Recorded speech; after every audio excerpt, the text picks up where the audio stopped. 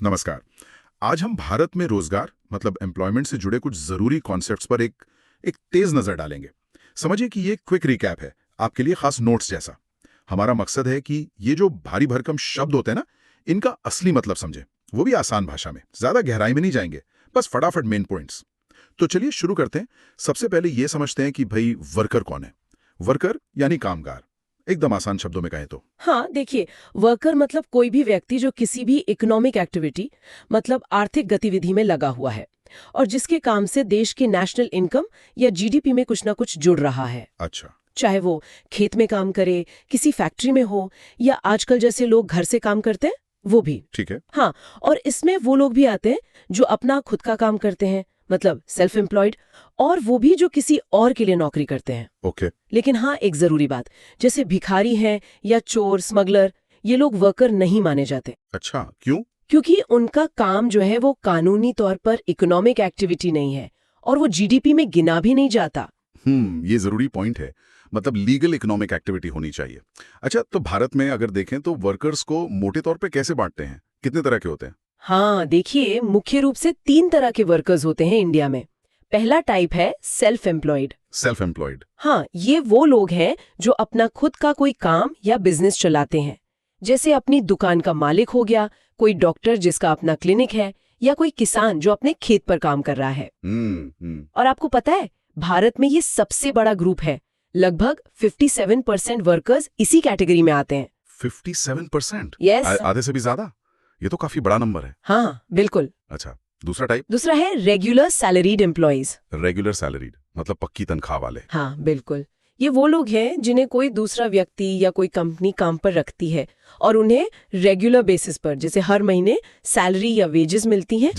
जैसे किसी कंपनी का इंजीनियर हो गया या बैंक का कैशियर, स्कूल टीचर। ये सब? ये भारत की वर्कफोर्स का करीब 21% हिस्सा है। ठीक है, 21%। और तीसरा टाइप है casual wage labourers. Casual wage labourers मतलब दिहाड़ी मजदूर। हाँ, बिल्कुल वही, दिहाड़ी मजदूर। इन्हें रोज के काम के हिसाब से पैसे मिलते हैं। इनका काम पक्का नहीं होता, आज है कल नहीं। जैसे कंस्ट्रक्शन साइट पर जो मजदूर काम करते हैं या खेतों में जो मौसम के हिसाब से काम करते हैं। ये हमारी वर्कफोर्स का करीब 22% है। तो मोटे तौर पर 57% सेल्फ एम्प्लॉयड, 21% रेगुलर सैलरीड और 22% कैजुअल। हाँ, लगभग यही है। ठीक है, तो वर्कर और उसके टाइप समझ आ गए। अब कुछ और जरूरी शब्द हैं जो अक्सर सुनने में आते हैं, जैसे लेबर फोर्स। ये क्या चीज है? हाँ, लेबर फोर्स या श्रम बल, ये वो लोग हैं जो काम करने के लायक हैं, मतलब काम कर सकते हैं और काम करना चाहते भी हैं। अच्छा, लायक भी हैं और इच्छुक भी। हाँ, दोनों चीजें। इसमें वो लोग नहीं आते जो काम नहीं कर सकते, जैसे बच्चे या बहुत बुजुर्ग, या जो करना नहीं चाहते, जैसे कुछ स्टूडेंट्स, या जो घर संभाल रहे हैं और बाहर काम नहीं करना चाहते। ठीक है, तो ये हुई लेबर फोर्स। फिर एक और टर्म है वर्क फोर्स। इन दोनों में क्या फर्क है? हाँ, ये दोनों जुड़े हुए हैं। देखिए, लेबर फोर्स में वो सब आ गए जो काम करने लायक और इच्छुक हैं। अब इनमें से जितने लोगों को असल में काम मिला हुआ है, जो सच में काम कर रहे हैं, वो वर्क फोर्स यानी कार्यबल कहलाते हैं। अच्छा, तो मतलब वर्क फोर्स हमेशा लेबर फोर्स से कम या बराबर होगी? बिल्कुल, ज्यादा नहीं हो सकती। एक छोटा सा उदाहरण लें। मान लीजिए किसी जगह 100 लोग हैं, उनमें से 80 लोग काम करने लायक और इच्छुक हैं, तो लेबर फोर्स हुई 80। ठीक है, बिल्कुल सही पकड़ा। बेरोजगार is equal to labour force, work force इस केस में 10 लोग। ये तो एकदम क्लियर हो गया। एक और शब्द है लेबर सप्लाई। लेबर सप्लाई, ये क्या है? ये लोगों की गिनती से नहीं, बल्कि वो कितने घंटे काम करने को तैयार हैं, उससे जुड़ा है। मतलब दी हुई मजदूरी पर लोग कुल कितने घंटे काम करना चाहते हैं या सप्लाई करने को तैयार हैं। इसे पर्सन आवर्स में नापते हैं। अच्छा, ये संख्या नहीं बल्कि काम के घंटों की सप्लाई है। Got it. चलिए अब एक और टर्म पर आते हैं जो काफी चर्चा में रहता है, जॉबलेस ग्रोथ। ये क्या भला है? सुनने में थोड़ा अजीब लगता है, ग्रोथ भी और जॉबलेस भी। हाँ, है तो अजीब, पर ये एक हकीकत है। कई बार जॉबलेस ग्रोथ का मतलब है एक ऐसी सिचुएशन जब देश की जीडीपी तो बढ़ रही है, मतलब चीजें और सर्विसेज ज्यादा बन रही हैं, इकोनॉमी ग्रो कर रही है। हाँ। लेकिन उसके मुकाबले रोजगार के मौके, एम्प्लॉयमेंट अपॉर्चुनिटीज उतनी तेजी से नहीं बढ़ रहे। ऐसा क्यों होता है? इसके कई कारण हो सकते हैं। एक बड़ा कारण टेक्नोलॉजी और ऑटोमेशन है। हाँ। मशीनें ज्यादा काम कर लेती हैं, तो प्रोडक्शन तो बढ़ जाता है, पर शायद उतने लोगों की जरूरत नहीं पड़ती। हाँ, ये तो है, प्रोडक्टिविटी बढ़ जाती है पर जॉब्स शायद नहीं। और एक और टर्म है कैजुअलाइजेशन ऑफ वर्कफोर्स। ये क्या है? कैजुअलाइजेशन। इसका मतलब है वर्कफोर्स में कैजुअल लेबरर्स का हिस्सा बढ़ना। मतलब दिहाड़ी मजदूरों का? हाँ, जब लोग परमानेंट रेगुलर सैलरी वाली नौकरियों या अपने काम सेल्फ एम्प्लॉयमेंट से हटकर ज्यादा से ज्यादा कैजुअल यानी दिहाड़ी वाले काम करने लगे, तो हम कहते हैं कि वर्कफोर्स का कैजुअलाइजेशन हो रहा है। और ये अच्छी बात नहीं मानी जाती होगी। आमतौर पर नहीं, क्योंकि कैजुअल काम में जॉब सिक्योरिटी नहीं होती, सोशल बेनिफिट्स नहीं होते, इनकम भी रेगुलर नहीं होती, तो ये चिंता की बात हो सकती है। चलिए, अब भारत में रोजगार के सेक्टर्स की बात करते हैं। सुना है 2 तरह के सेक्टर होते हैं, फॉर्मल और इनफॉर्मल। ये क्या है? हाँ, ये बहुत जरूरी डिवीजन है इंडिया के कॉन्टेक्स्ट में। फॉर्मल सेक्टर या जिसे संगठित क्षेत्र भी कहते हैं, इसमें सारे सरकारी इदारे मतलब पब्लिक सेक्टर एस्टैब्लिशमेंट्स आते हैं, और वो प्राइवेट सेक्टर एस्टैब्लिशमेंट्स भी आते हैं जहां 10 या उससे ज्यादा लोग काम करते हैं। अच्छा, 10 या ज्यादा? हाँ, यहाँ काम करने वालों को कुछ सोशल सिक्योरिटी बेनिफिट्स मिलते हैं, जैसे प्रोविडेंट फंड, पीएफ, ग्रेचुइटी वगैरह। इन पर देश के लेबर कानून लागू होते हैं और ये लोग अपनी ट्रेड यूनियन भी बना सकते हैं। मतलब यहाँ ज्यादा सुरक्षा और नियम कानून है? बिल्कुल। तो फिर इनफॉर्मल सेक्टर या असंगठित क्षेत्र क्या हुआ? इसमें बाकी सब आ गए, मतलब वो सारे प्राइवेट काम धंधे जहां 10 से कम लोग काम करते हैं। अच्छा। इसके अलावा किसान, खेतिहर मजदूर, छोटे दुकानदार, वो लोग जो अकेले अपना काम करते हैं बिना किसी को काम पे रखे, और ज्यादातर दिहाड़ी मजदूर जैसे कंस्ट्रक्शन वर्कर्स, ये सब इनफॉर्मल सेक्टर का हिस्सा है। और यहाँ क्या स्थिति होती है? फॉर्मल जैसी सुरक्षा होती है? नहीं, आमतौर पर नहीं।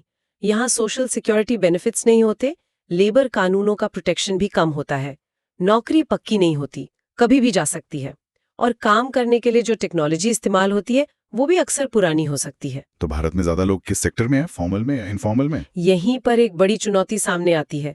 2011-12 के आंकड़ों के हिसाब से देखें तो भारत की लगभग 94% वर्कफोर्स इनफॉर्मल सेक्टर में है। 94%? बाप रे। हाँ, सिर्फ 6% लोग ही फॉर्मल सेक्टर में हैं। सिर्फ 6%? हाँ। ये तो बहुत ही कम है। हाँ, बहुत कम।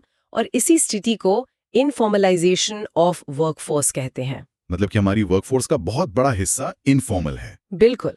और ये एक बड़ी चुनौती है कि कैसे इन लोगों तक सोशल सिक्योरिटी और बेहतर काम करने की स्थितियां पहुंचाई जाएं। चलिए, ये फॉर्मल इनफॉर्मल का फर्क समझ आ गया। अब आते हैं उस शब्द पर जो शायद सबसे ज्यादा चर्चा में रहता है, बेरोजगारी यानी अनएम्प्लॉयमेंट। इसको कैसे डिफाइन करते हैं? कौन है बेरोजगार? हाँ, देखिए, नेशनल स्टैटिस्टिकल ऑफिस जो है वो बेरोजगारी को कैसे परिभाषित करता है।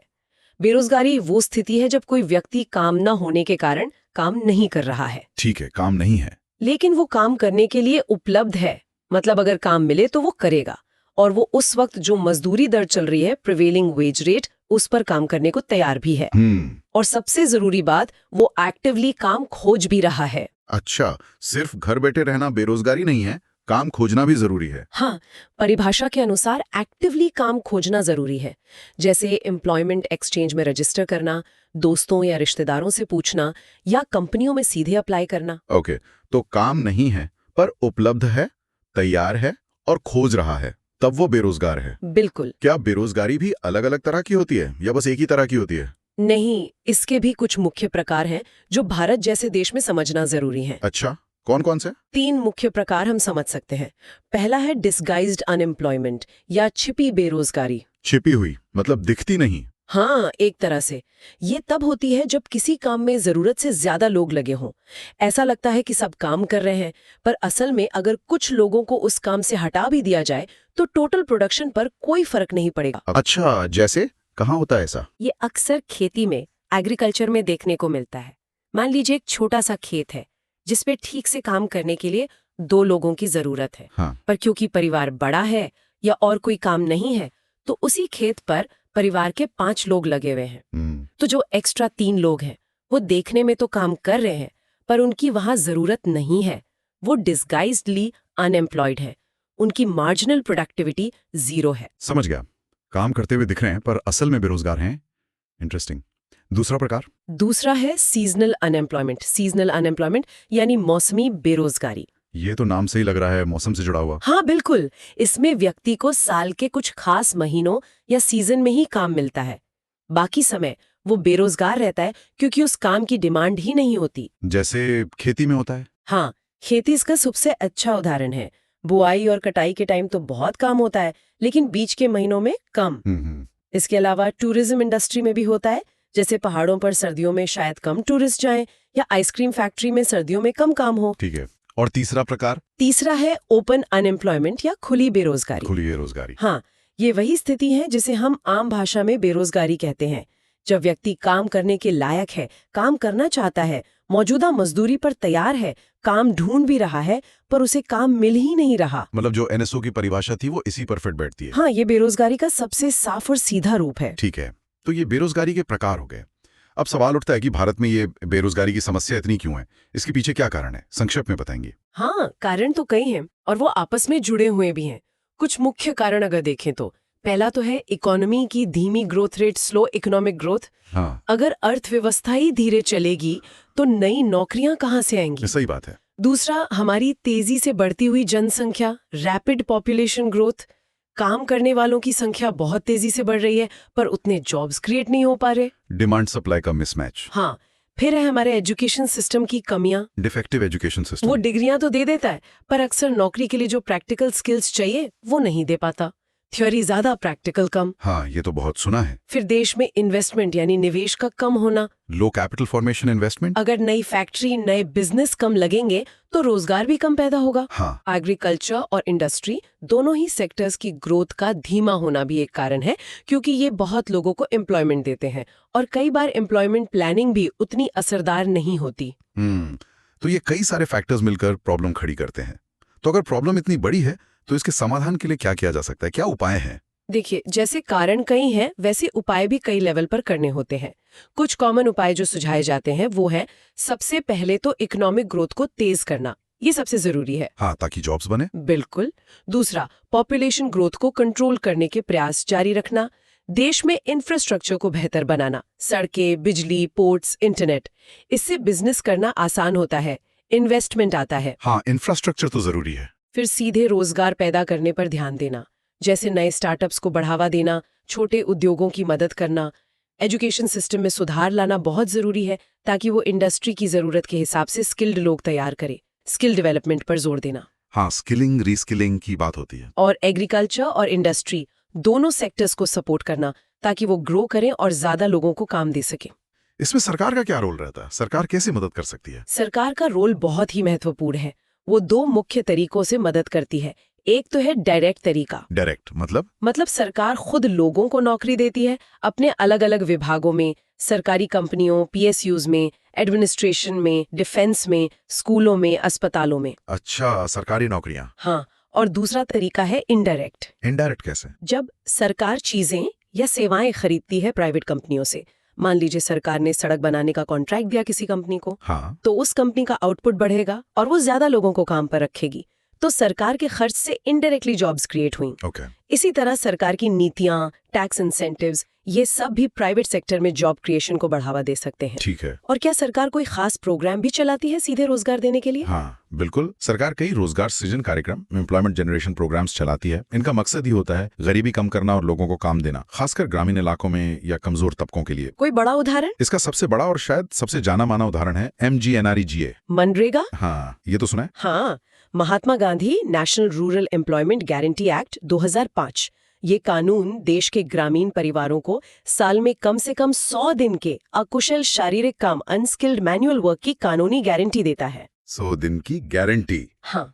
अगर सरकार उन्हें काम नहीं दे पाती है तो उन्हें बेरोजगारी भत्ता देना पड़ता है। अच्छा। ये दुनिया के सबसे बड़े सोशल सिक्योरिटी और एम्प्लॉयमेंट गारंटी प्रोग्राम्स में से एक माना जाता है। तो ये था रोजगार से जुड़े कुछ अहम जरूरी कॉन्सेप्ट्स का एक क्विक रिकैप। उम्मीद है इससे चीजें थोड़ी और साफ हुई होंगी, समझने में आसानी हुई होगी। बिल्कुल।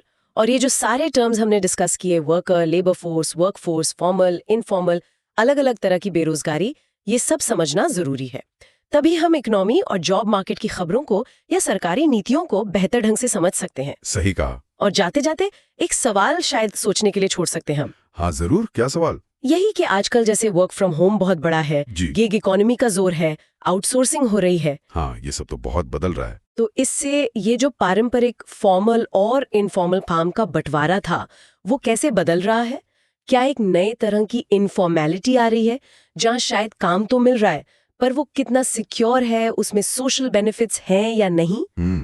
ये बहुत वैलिड पॉइंट है। और भविष्य में इसका वर्कर्स की जॉब सिक्योरिटी, उनकी इनकम, उनकी सोशल प्रोटेक्शन पर क्या असर पड़ेगा, इस पर सोचना जरूरी है। बिल्कुल, ये एक बहुत ही अहम सवाल है आगे के लिए। शायद इस पर हमें फिर कभी और गहराई से बात करनी चाहिए। तो इसी विचार के साथ आज के लिए बस इतना ही। अगली बार फिर मिलेंगे एक नए विषय के साथ। धन्यवाद। धन्यवाद।